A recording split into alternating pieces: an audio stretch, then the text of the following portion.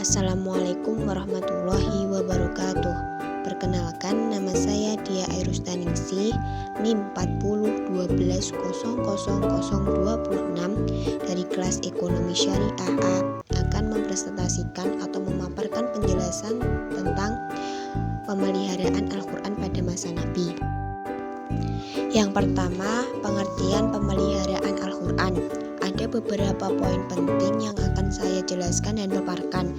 Poin pertama, pemeliharaan Al-Quran terdiri dari dua kata, yaitu pemeliharaan dan Al-Quran.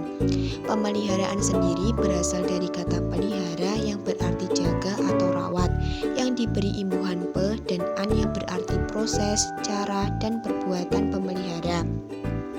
Poin kedua, adapun definisi Al-Quran secara istilah yang disepakati oleh ulama usul, fikih, dan bahasa, yaitu firman Allah yang merupakan mukjizat yang diturunkan kepada Nabi Muhammad SAW, dituliskan di dalam mushaf, diriwayatkan secara mutawatir, dan membacanya bernilai ibadah. Poin ketiga, sehingga dapat dipahami bahwa yang dimaksud pemeliharaan Al-Quran di sini adalah segala proses dan cara yang dilakukan untuk menjaga dan memelihara kitab suci Al-Quran, sehingga tetap terjaga orisinalitas, otentisitas, dan validitasnya dari segala bentuk perubahan, baik berupa penambahan maupun pengurangan. Poin yang keempat, selain pemeliharaan dalam konteks fisik Al-Quran, makalah ini membahas pula pemeliharaan berupa upaya menjaga validitas Al-Quran dari upaya kritik yang melemahkannya, dan juga upaya membumikan Al-Quran dalam diri umat Islam sebagai wujud eksistensi Al-Quran di tengah-tengah umat Islam. Poin yang kelima, namun karena banyaknya usaha dan upaya tersebut, terutama dalam hal membumikan Al-Quran, maka penyusun hanya melakukan sampling sehingga hanya akan membahas satu atau dua contoh secara acak agar dapat memberikan gambaran umum mengenai upaya pemeliharaan Al-Quran. Yang kedua adalah pemeliharaan dan penulisan Al-Quran pada masa Nabi. Ada beberapa poin juga yang akan saya jelaskan dan paparkan. Poin pertama, pada permulaan Islam, bangsa Arab adalah bangsa yang buta huruf dan amat sedikit di antara mereka yang mengenal tulis baca. Mereka belum mengenal kertas sebagaimana sekarang. Perkataan al-warak atau daun yang lazim pula dipakaikan dengan arti kertas di masa tersebut hanyalah dipakaikan pada daun kaus saja.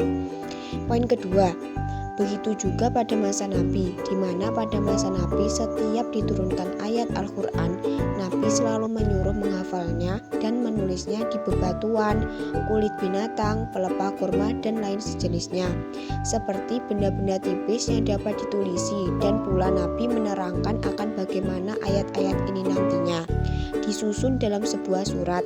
Artinya, oleh Nabi diterangkan bagaimana ayat-ayat ini mesti disusun secara tertib urutan ayat-ayatnya. Di samping itu, Nabi juga membuat aturan, yaitu hanya Al-Quran sajalah yang diperbolehkan untuk ditulis dan melarang selainnya, termasuk hadis maupun pelajaran-pelajaran yang keluar dari mulut Nabi SAW. Hal ini bertujuan agar apa yang dituliskannya adalah betul-betul Al-Quran dan tidak tercampur adukan, dengan tujuan agar betul-betul terjamin kemurniannya.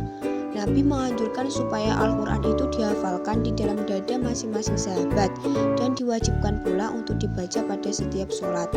Poin yang ketiga, dengan jalan demikian itu, maka banyaklah para sahabat yang mampu menghafal Al-Quran. Surat yang satu macam dihafal oleh ribuan manusia, dan banyak yang mampu menghafal Al-Quran secara keseluruhan. Pada masa itu, tidak satu ayat pun yang tidak tertuliskan. Pada masa perang Badar, orang-orang musyrikin yang ditawan oleh Nabi Muhammad SAW yang tidak mampu menebus dirinya dengan uang, tetapi pandai menulis dan membaca masing-masing diharuskan mengajar 10 orang muslim untuk membaca dan menulis sebagai tebusan. Poin yang keempat, dengan demikian semakin bertambahlah keinginan untuk membaca dan menulis, dan bertambah banyaklah di antara orang Islam yang pandai membaca dan menulis, sehingga banyak pula orang-orang yang menulis ayat-ayat Al-Quran yang telah diturunkan. Poin yang kelima, Dalam pada itu, oleh malaikat Jibril diadakan ulangan atau repetisi sekali dalam 1 tahun. Di waktu ulangan, Nabi disuruh untuk mengulangi memperdengarkan wahyu yang telah diturunkan kepadanya. Di tahun beliau wafat, ulangan itu diadakan oleh Jibril sebanyak 2 kali. Nabi sendiri pun sering mengadakan ulangan di hadapan para sahabatnya. Pendeknya, Al-Quran tersebut sangat terjaga dan terpelihara secara baik, dan Nabi telah menjalani cara yang amat praktis di dalam memelihara dan menyiarkan Al-Quran yang sesuai dengan kondisi bangsa Arab pada masa itu. Yang terakhir adalah alasan Al-Quran belum terkodifikasi pada masa Nabi.